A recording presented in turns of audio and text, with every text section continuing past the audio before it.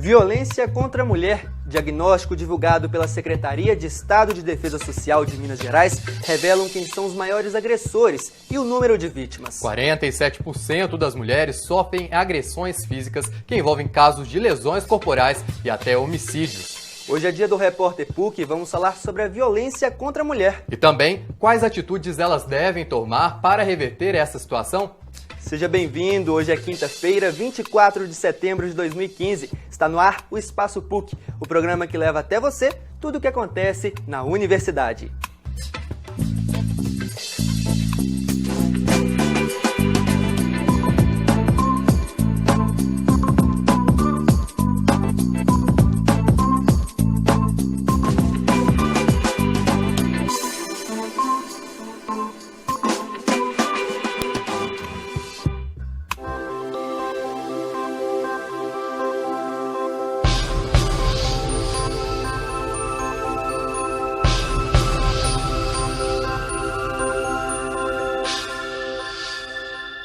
Olá! Belo Horizonte é a cidade mineira que lidera o número de ocorrências envolvendo violência doméstica e familiar contra a mulher.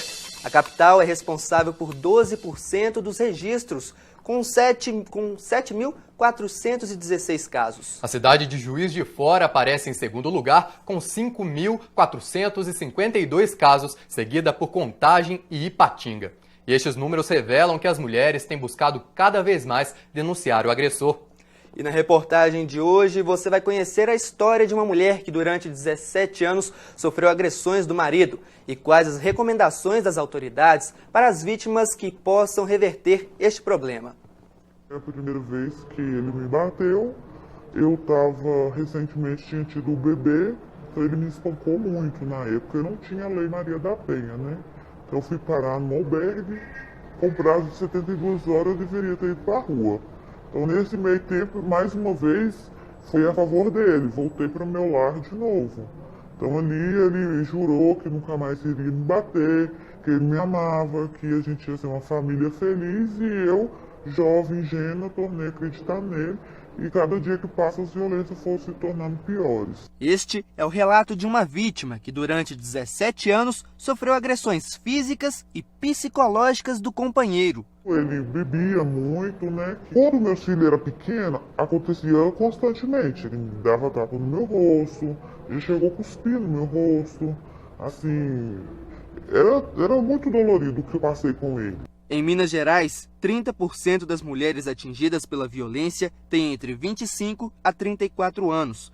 Já mulheres entre 35 a 44 anos representam 23% do número das vítimas. E a agressão, é importante ressaltar que ela não é só física. A agressão ela é moral, é aquela agressão que acontece no dia a dia, são aquelas ofensas que humilham, que subestimam a vítima. Então é importante que ela vá à delegacia para ela consiga sair desse ciclo de violência, que muitas vezes ela precisa de uma ajuda, até mesmo psicológica, para poder conseguir sair desse ciclo. Muitas mulheres têm um certo receio de denunciar o agressor. Já outras procuram a ajuda das autoridades. Esta delegacia em Belo Horizonte recebe, em média, 40 mulheres por dia que buscam solucionar esta situação. A partir do momento que você divulga a Lei Maria da Penha, com todas as suas benefícios, com as medidas protetivas que a vítima pode solicitar, as vítimas elas se sentem mais encorajadas e passam a registrar o boletim de ocorrência. Isso faz com que os índices aumentem, mas não necessariamente essa violência está aumentando. Ela sempre existiu, ela está agora saindo dos lares e indo para as delegacias para poderem ser tomadas as providências cabíveis. A maior parte das agressões vem dos companheiros, seguido de ex-companheiros, filhos ou enteados, irmão, pais ou responsável legal e namorados.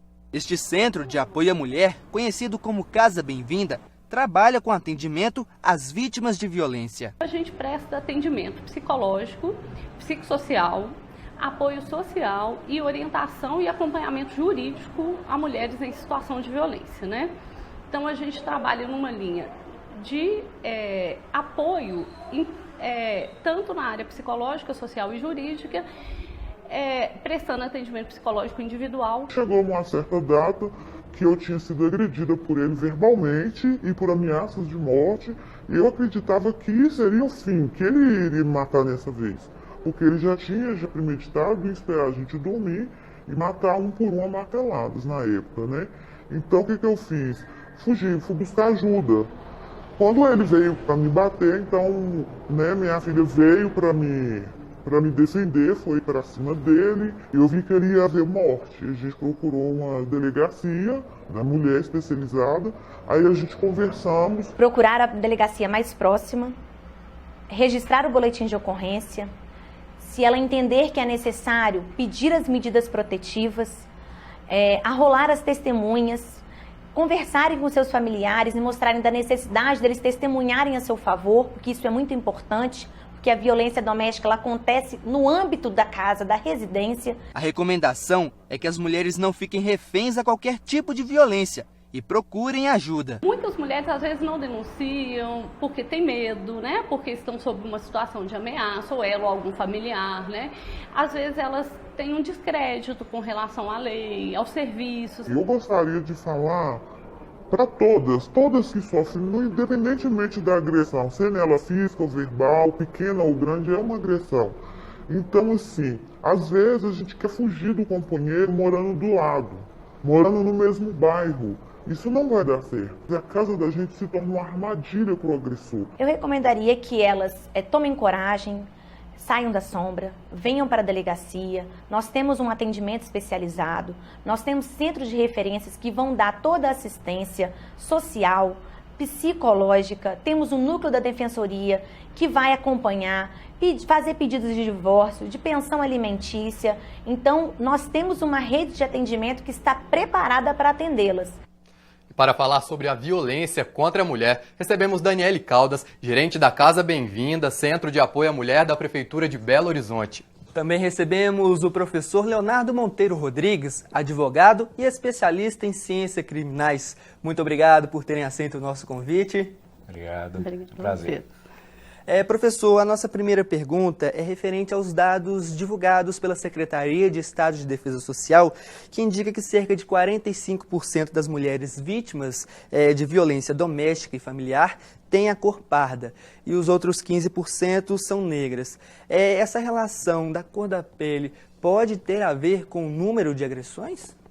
Lucas, eu acredito que, na verdade, esses dados refletem muito o que é a população, né? A nossa população é composta, em sua maioria, de pessoas pardas e negras. Talvez fosse mais útil, como um dado de política criminal, para se fazer um trabalho preventivo, que soubéssemos a classe social que pertence a essas mulheres. Aí, sim, a gente poderia ver, olha, em razões de falta de dinheiro ou excesso de dinheiro, teríamos que trabalhar os dados e entender melhor a dinâmica do crime.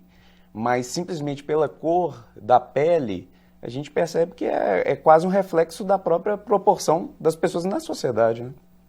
Daniele, conta pra gente um pouquinho como que é o trabalho inicial realizado pela Casa Bem-vinda com as mulheres que procuram a instituição.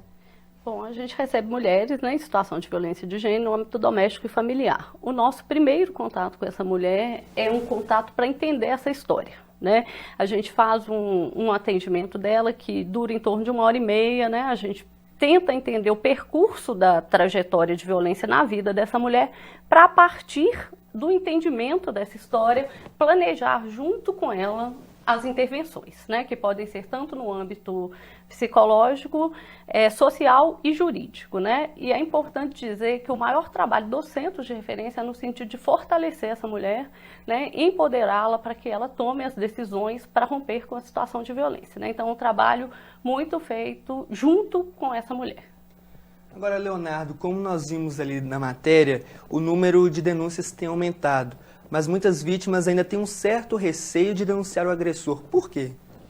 Olha, muito disso se deve à eficácia das medidas protetivas, porque apesar da boa intenção da lei e do legislador, o simples afastamento do agressor ou da vítima do âmbito familiar, ou aquela determinação do juiz de manter determinada distância, ou não entrar em contato com a ofendida, ou com seus familiares, ou com a testemunha, não impede do agressor se aproximar da vítima.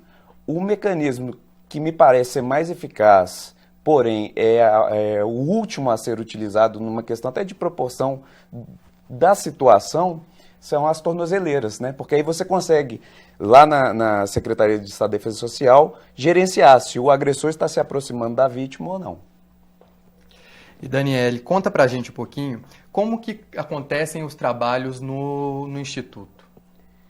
Bom, após esse primeiro atendimento, né, que eu falei um pouco para vocês, a gente desenha com a mulher qual que vai ser a intervenção com ela. Então, ela pode ficar em atendimentos dentro do próprio centro de referência, né, se incluindo em atendimentos psicológicos individuais, em atendimentos em grupos, né, que são grupos de reflexão, que a ideia é trabalhar questões de gênero, desnaturalização, né, dos papéis de homem e de mulher, questionar essa questão dos espaços de poder e hierarquia, né, essas questões um pouco sociais, históricas do papel de cada um. Então, esse papel do grupo é muito importante. A gente faz também encaminhamentos sociais, né? Um exemplo, o cara reteve os documentos da mulher e das crianças, vamos providenciar a inclusão em programas de transferência de renda. Às vezes a mulher tem uma família de origem no Maranhão, precisa de passagem para retornar com as crianças, então todo esse aparato social. E as questões de orientação jurídica. A gente é um órgão público, o professor, né, pode falar disso melhor que eu, a gente não ajuiza causas, a gente trabalha, né, com a parceria da Delegacia de Mulheres, do Núcleo da Defensoria especializado, né, com o Judiciário, né, as leis e com a promotoria da mulher. Então, a gente faz, dentro do centro de referência, apenas orientação, né? A gente tira algumas dúvidas com relação ao processo, como que se dá esse processo, as medidas protetivas, né? Que mecanismo é esse?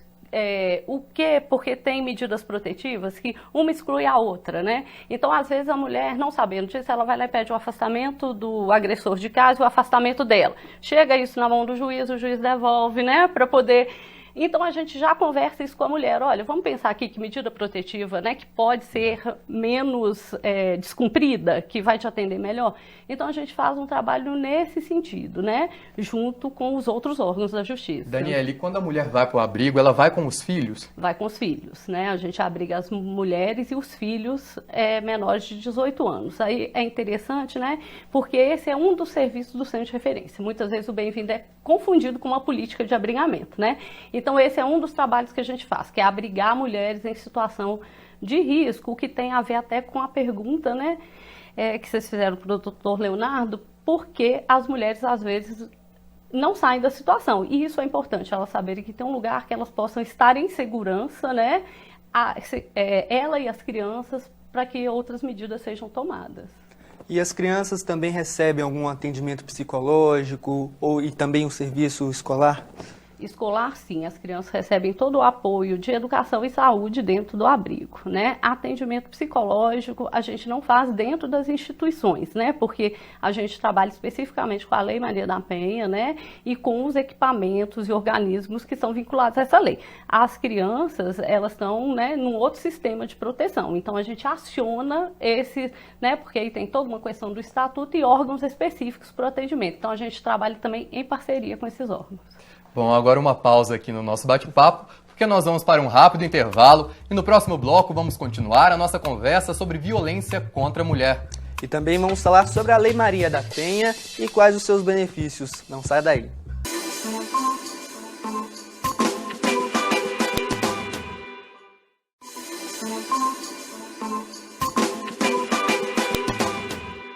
Estamos de volta com o Espaço PUC e hoje a nossa conversa é sobre a violência contra a mulher. E neste bloco vamos falar sobre alguns dados que foram divulgados pela Secretaria de Estado de Defesa Social referentes à violência contra a mulher. Vamos ver o primeiro aqui no telão. Bom, professor, como nós podemos ver, a maior parte das vítimas, 30%, tem entre 25 a 34 anos. Já as mulheres de 35 a 44 anos representam 23% do número de violências. O que esses dados poderiam dizer para a gente, assim, em questão um pouco mais ampla?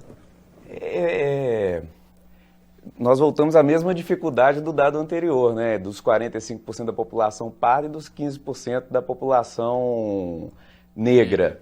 Então, assim, a gente precisa entender dentro desses dados qual que é o percentual, qual que é a percentagem de mulheres de 25 a 34 anos no total, não de violência, mas eu digo no total.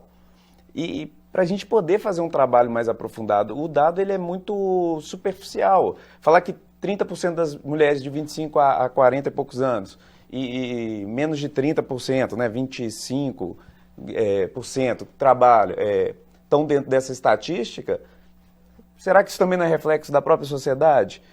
Agora, é interessante lembrar que a lei ela é contra a mulher, né? A violência praticada contra a mulher, nunca contra o homem, mas pode ser contra uma mulher dentro de uma relação homoafetiva, por exemplo. Se for uma relação homoafetiva entre homens, a lei não se aplica, mas entre mulheres ela se aplica.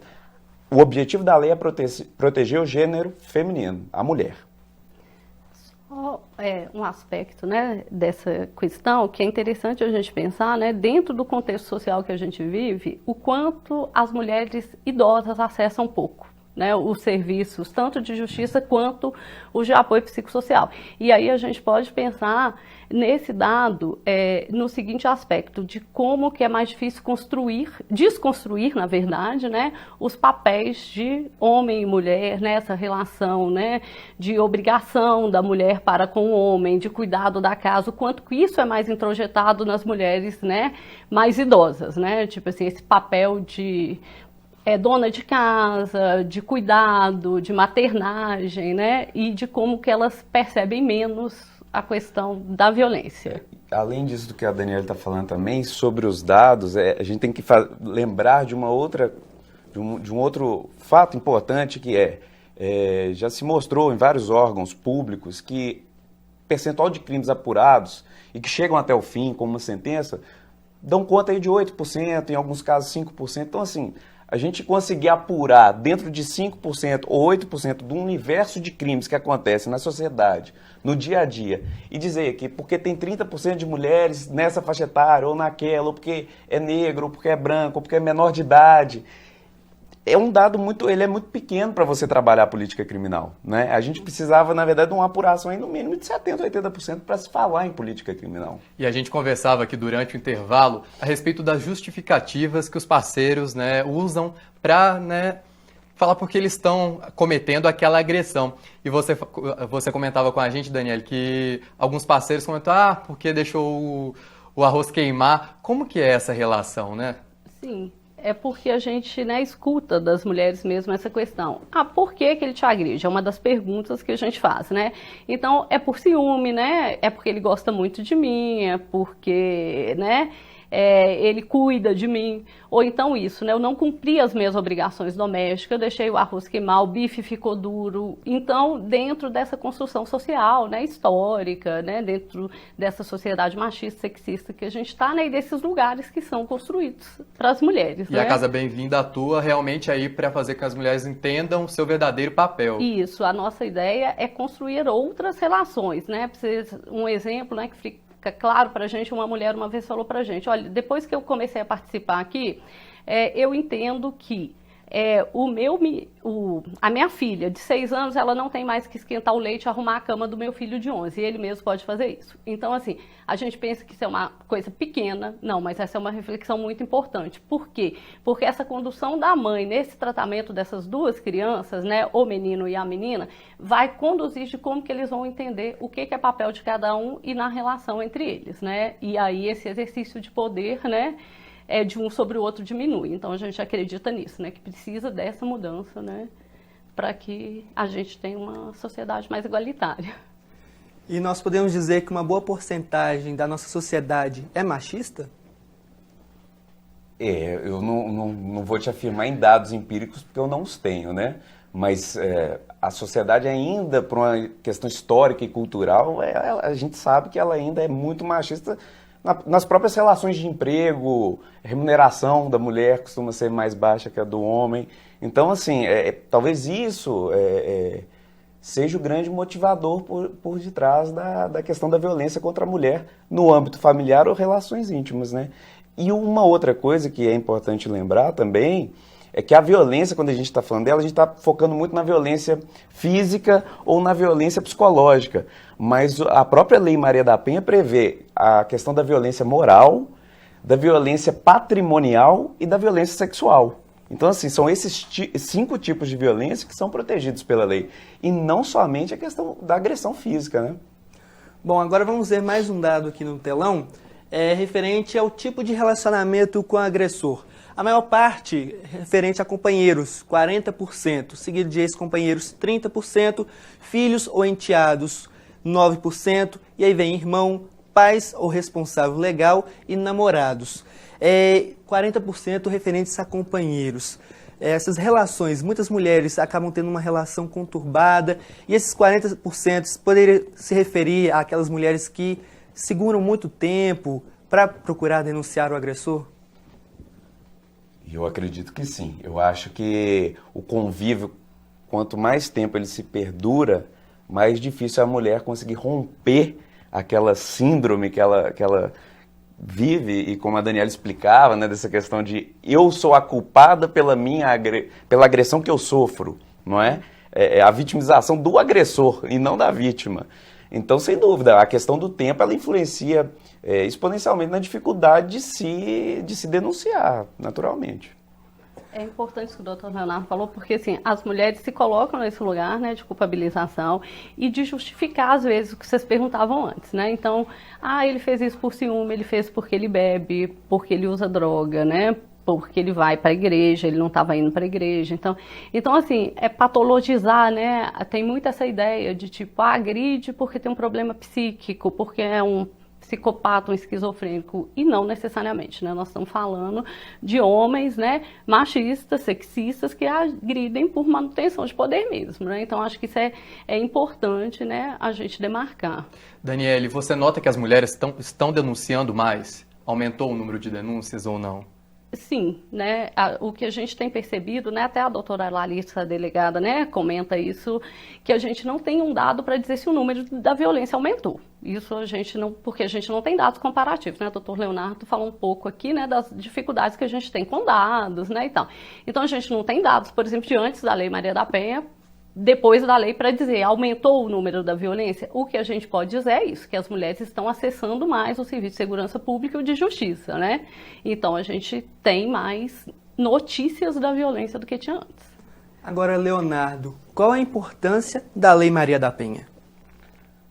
É justamente buscar essa extinção, né? Porque tem que ser extinto esse tipo de violência, não há dúvida, mas não só isso, como buscar um mecanismo de proteção efetiva às mulheres. É claro que, assim, apesar de ser uma lei que tem 9 anos, é uma lei nova, não é? Não é uma lei que está aí há 50 anos, que se criaram todos os mecanismos. A gente sabe da dificuldade do poder público, ainda mais no momento atual, né, de se criar logística, aparelhamento do Estado para dar efetividade.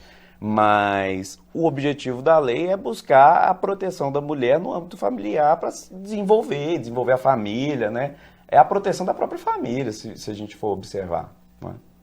Bom, então vamos usar mais um dado aqui, referente ao tipos de violência contra a mulher. 47% representam violências físicas, 43% violência doméstica e 1% a violência sexual. Por que a violência física ela aparece em maior porcentagem?